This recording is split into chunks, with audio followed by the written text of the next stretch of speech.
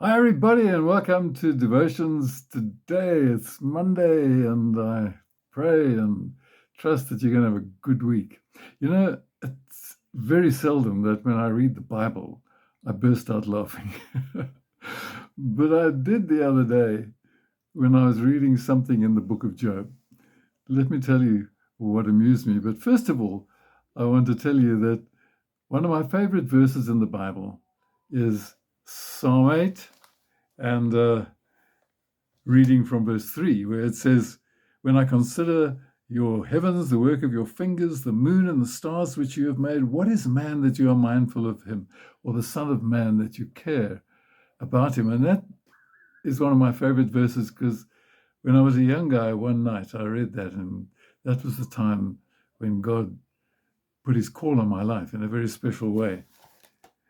But then I read this from the book of Job, of all of all places to burst out laughing. But he, as you know, was going through great suffering and great difficulties, and he had huge losses. And Job calls out to God, and he says this in chapter 7, reading from verse 17. "What is man that you make so much of him? That you give him so much attention? That you examine him every morning and test him every moment?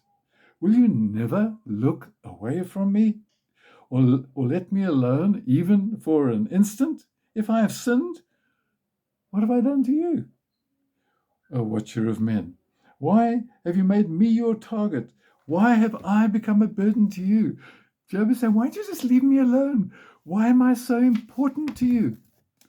Just give me a break. And I couldn't help laughing. So on the one hand, you've got David who's writing the psalm and say, what is man that you're mindful of him? So wonderful that God should think about me, David is saying. And Job says to God, please, won't you just stop thinking about me? Why am I so important to you? Leave me alone. And the question is, why does God not leave us alone? Why is he so busy with us, so active, so concerned?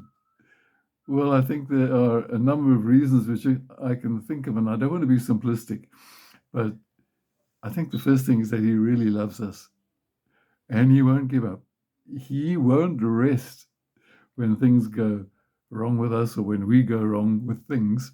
The Good Shepherd seeks and saves until he finds. He seeks until he finds and rescues that lost sheep. And that's what God does. He is determined, and he will keep coming for you.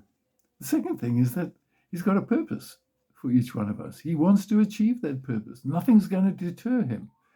And sometimes that might involve great pleasure for us, and sometimes it might involve great pain. But God will use whatever it takes.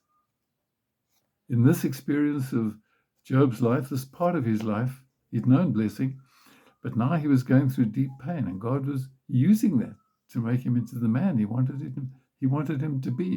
And so with us too, God is molding us like a potter with clay, making us into the men and women, boys and girls that he wants us to be.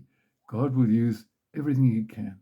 And in the end, it will be perfect. It will be right. We will be just as he wants us to be. In the meantime, no, he's not going to stop thinking about us. No, he's not going to stop being concerned about us. He's not going to let us go through experiences that can be extremely difficult. But fortunately, he blesses us with great joy as well. And in the end, Job was even more blessed than he was at the beginning. Well, that doesn't always happen, but it happened for Job. And we're pleased for Job. Well, as you go into this week, God is there. And even though you might want him to forget about you, he's not going to, because he is in control of your life. And he has a plan. He has a purpose for each one of us. Hallelujah. May God bless you and help you to walk the journey with him and to let him be what he needs to be for you. Bye for now.